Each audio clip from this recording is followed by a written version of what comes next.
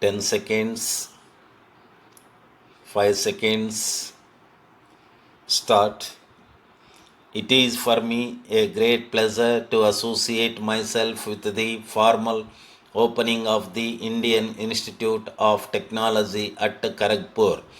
When I resumed charge of the Ministry of Education, I felt that of the many tasks of educational reconstruction that faced the country, two were of paramount urgency. The first was creation of a nationwide system of basic education for all children of school going age, and the second was the provision of facilities of the highest type of education in the technical field. You are aware that the prevailing system of education in the country has been mainly literary and academic. It has not supplied us with the high level scientific and technical personnel that is necessary to develop our economic and material resources and improve the standard of life of our people. For such education, we have had to send our students abroad, and from various points of view, this has never been and cannot be fully satisfactory. One of the first decisions I took on assuming charge was that we must so improve the facilities for higher technical education in the country that we could ourselves meet most of our needs. The large number of our young men who had been going abroad for higher training could have received such training in the country itself. Indeed, I looked and still look forward to the day when the facilities for technical education in India will be of such a level that people from abroad will come to India for higher scientific and technical training. The government of India had already before them a scheme for the establishment of four institutions of the standard of the American Institute of Technology. I felt that whatever the financial and other obstacles, we must go ahead with the implementation of that scheme. The first item in that program was the establishment of the Eastern Institute near Calcutta, and I am happy that, in spite of the tremendous difficulties we have had to face in the last 4 years, we are able to participate in the opening of the institute today. I would here like to place on record my deep appreciation of the generous help we have received from the government of West Bengal, who have given to the institute free of cost a management plot of some 1200 acres and this fine building.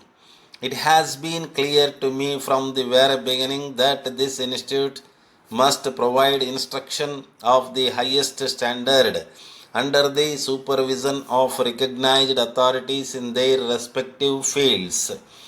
We have intended that only men of the highest quality should be in charge of the different departments, and we have not hesitated even to go outside India to recruit professors wherever necessary. We have also felt that there is no point in providing specialized courses merely because such courses exist elsewhere, but those courses should be provided only if a clear need for their provision is felt. We have therefore decided that facilities in different subjects will be made available at the institute only when we are satisfied that properly qualified and experienced personnel has been secured to run the course, and that the industrial and technical development of the country need the provision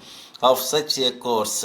As I have said earlier, these higher technical institutions are intended to fill important gaps in the provision of facilities for higher technical education. Pending the establishment of such institutes, we have sought to fill some of these gaps by improving the facilities available in the existing institutions. Vasant Industrial and Engineering Works, Worli Road, Bombay. Dear Krishna, many thanks for your report, which I have not yet had time to analyze. A cursory reading of it, however, is sufficient to show that you have done extremely well during the past 3 months, and I heartily congratulate you upon the excellent result obtained. I will let you have my detailed comments early next week. The purpose of this letter is to warn you that Mr. James Paul, mentioned on page 4 of your report, is most unreliable, and to ask you to exercise the utmost caution in dealing with him, especially if he asks for credit or for any privileges of a financial character. I also write to tell you that I have been discussing with Mr. Bajaj the possibilities of an extension of your area. I am also quite sure that we will achieve it very soon. I think that it will be practicable to reduce the time that you find it necessary to spend in the eastern zone, which on the whole is not profitable as other areas that have not been yet fully worked. A definite decision will not be reached until next month. In the meantime, I shall be glad if you will let me have your opinion upon one or two points. Can you find a competent assistant who will be able to relieve you of some of the indoor works? Yours sincerely.